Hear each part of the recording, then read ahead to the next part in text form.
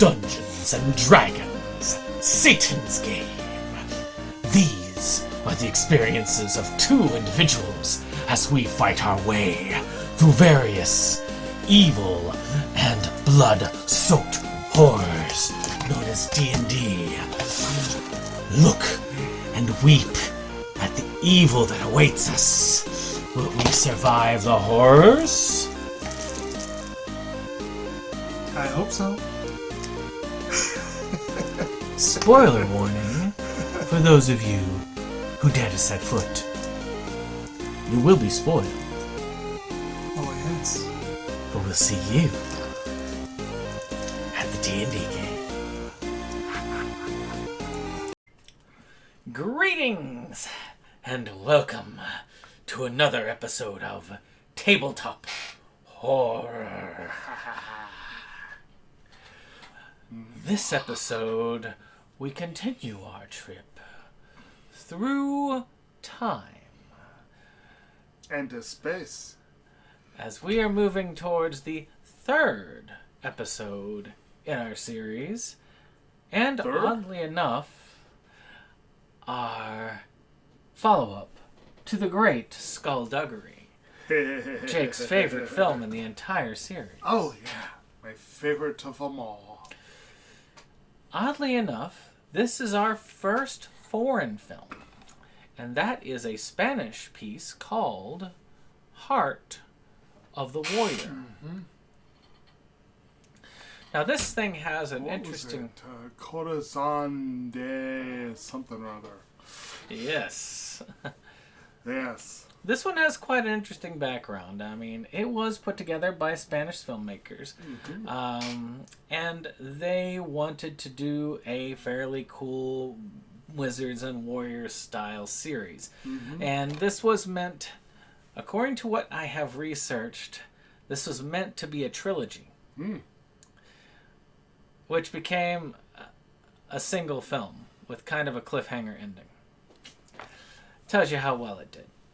So what was it?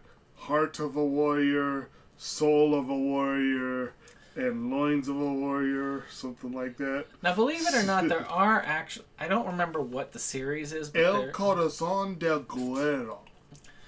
Guerrero. there is actually a Spanish movie series that connects to this a little bit. Doesn't really have any D&D stuff, but it connects to the same world.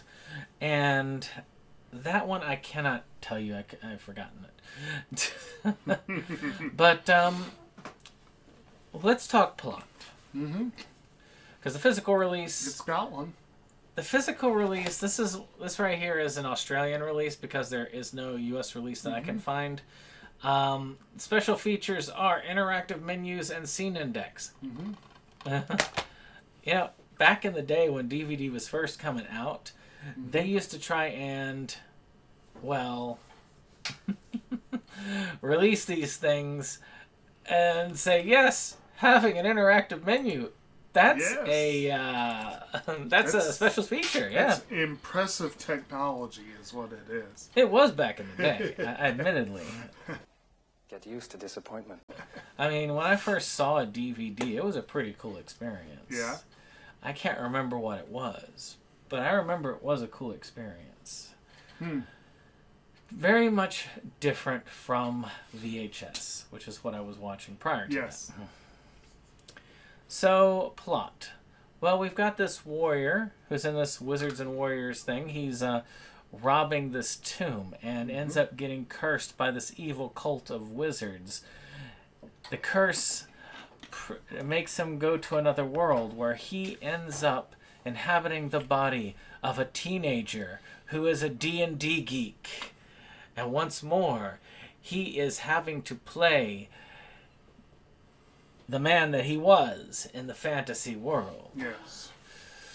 To cure this curse, he must locate his old allies and the cult of wizards. By taking out the evil wizard at the head, he can then return to his body and break the curse. Or be trapped forever. Or the kid's just insane.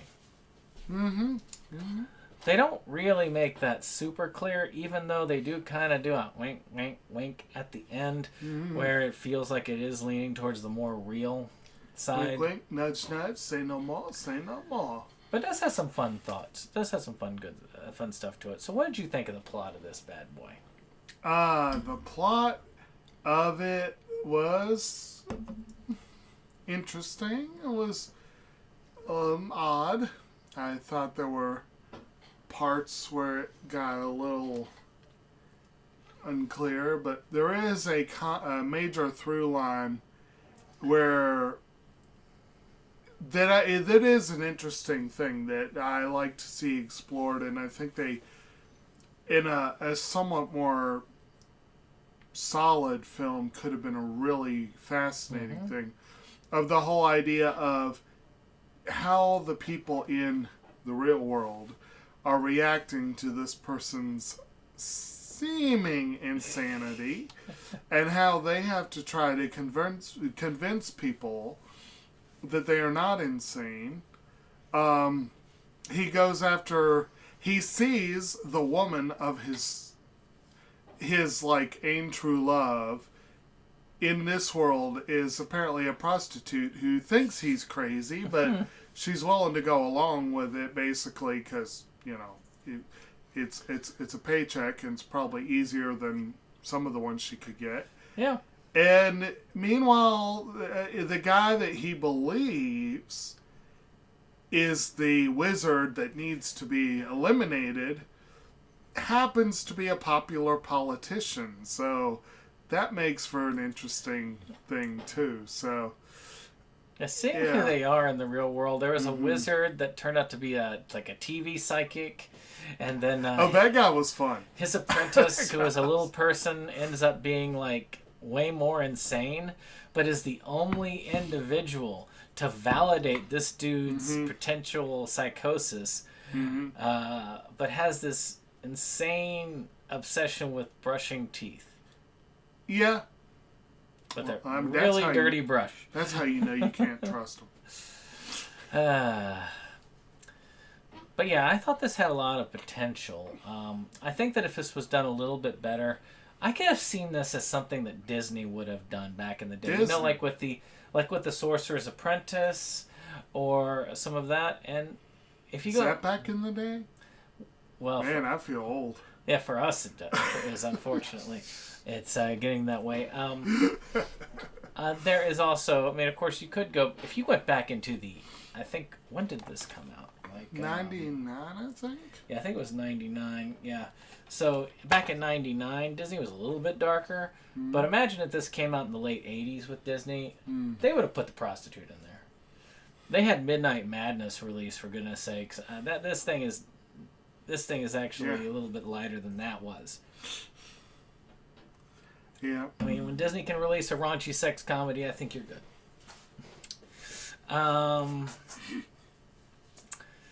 So, I guess let's talk about the acting in this.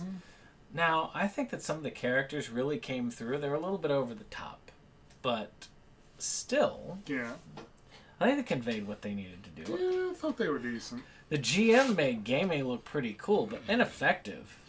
I mean, he was the pretty boy. He was popular at the school. They gamed on the top of a building, which those sheets would just blow off in the wind. That would be a very ineffective way of running a game. But I've been on rooftops on pretty tall buildings. Trust me. No. Paper is not going to stay down. Now, of course, nowadays people will probably do more of it on computers, and that might be more effective. The laptops would have held down. Yeah.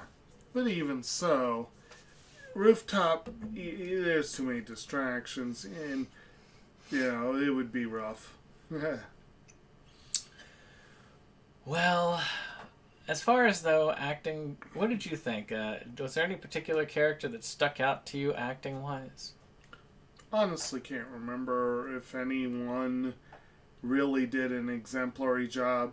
Like I said, the wizard, who was apparently a psychic, quote-unquote, was pretty hilarious, and I enjoyed him in that role. And when he was playing his wizard counterpart, he actually had modern day appliances and stuff that he was running in his wizard cave, which I thought was like he had a refrigerator and all this stuff going, and a TV that they were running with a bicycle generator, which I thought was great. So there was a lot of fun to it. I do think that this, if it was done a little bit better, maybe a higher budget, maybe a better release, it might have gotten that trilogy. I mean, goodness sake, Beastmaster got like 4 films almost. I mean, 2 of them nobody really saw. Well, but as we all know, quality and quantity seldom go hand in hand in the world of movies. Well, speaking of quality, what did you think of the special effects? I mean, from what I remember, they were adequate. I don't remember them being anything earth-shattering, but Had some pretty cool costume design. Yeah. There was some early CG that was kind of iffy, but 99 CG on a mid-budget film is not that great. I mean, shoot, remember the Tommyknockers? I've seen worse. Wait, not the Tommyknockers. Was it the Tommyknockers? It was the one on the plane. That wasn't the Tommyknockers. God, what was it? Remember the Stephen King movie where they're on the plane and they had the... See, now it's going to bother me. Yeah. It wasn't the Tommyknockers. I'm pretty sure no. That was a different one. That was like a alien possession thing. But, yeah, old school CGI was not as good as people remember. It wasn't all Jurassic Park. And trust me, Jurassic Park cost a freaking fortune to do that stuff with. But the costume design was good. I think that they came across as believable as characters from both worlds. And I thought they did a good job about making it lean towards possibly the realism side versus the madness side. Speaking of madness, let's talk music. Did you like the music? Oh, I liked it. I don't remember it very well, but I think it was effective. Effective but forgettable. Yes. That's the kind of blurb they put on the cover of the newest album. It would be effective but forgettable. Well, I guess when it comes to movies, this was a good start when it comes to some of the foreign adaptations for D&D and even LARPing to some degree. This isn't the last time we are going to see countries outside the United States. And I'm not just talking Canada now. Because Canada does do a number of these later. But it is kind of cool to see it. I mean, we've got a lot of foreign countries that we are going to be talking about when it comes to these films. And this is just the start. Matter of fact, this season we've got, I think a Chilean one coming up, which is pretty cool. Chilean vampire film. So, I believe that for what it is fun. I do give it kudos for not trying to demonize it. And I'll admit, in 99, it really was moving to the point where people were starting to leave the satanic panic behind. But still, it's not quite over yet. As in our next film, we'll be discussing a little bit more towards the end of it. But before we do, any final thoughts on Heart of the Warrior before we go into our ratings? I do like how the back of the case, we have discount Saruman there. But, yeah, I don't know for sure anything additional. Well, with that being said, this is the part of this where we talk about ratings. We talk about how close these films came to being gamer films. We'll start with our tabletop rating. 1 means nothing at all to do with tabletop role-playing games.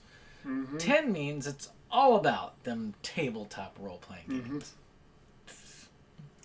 For me, I'm going to go with probably a 6.5, which would round to a 7, because it really did kind of center around it. I mean, the whole story really did come around it, because he really was a D&D game geek. Well, they weren't necessarily playing D&D, but they were playing something that might as well have been D&D. They had the minis, they had the maps, they had the dice. They were talking about world building, and this dude looked like he was definitely into his character if he was psychotic. Again, not our last psychotic person that's into character, and definitely not our first either. Matter of fact, it's been a lot of psychotic characters so far. I mean, all 3 of these films have had psychotic people into D&D. Not the film for the mentally ill, I guess. But yes, I would say a 6.5 would be a good one. So 7 out of 10 for me. Okay. Well, I'd say it's the film. A lot of the film is given over to what supposedly is actually happening in another realm, basically. So that part, even though it's based and rooted in D&D type conventions and characters, it's not really a gaming so much as high fantasy. Or it could be like the gamers, and what we're seeing is actually the role-playing session itself play out. That's true, but again, they leave it a little unclear about that. They do. So, and then you have a bunch of it that's more real-world focused about, people reacting to this guy's apparent psychosis, and Mr. Anderson is trying really hard to get in on the conversation there.